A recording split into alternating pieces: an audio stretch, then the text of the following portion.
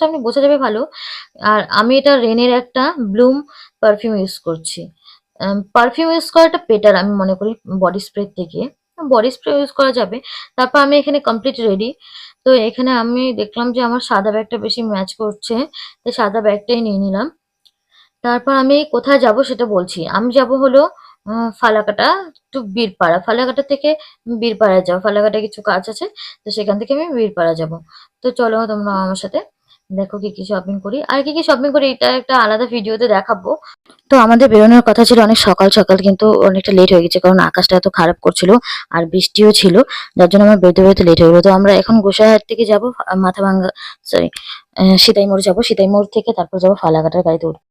তো সিতাইমোড় গিয়ে অনেকক্ষণ আমাদের ওয়েট করতে হয়েছে গাড়ির জন্য।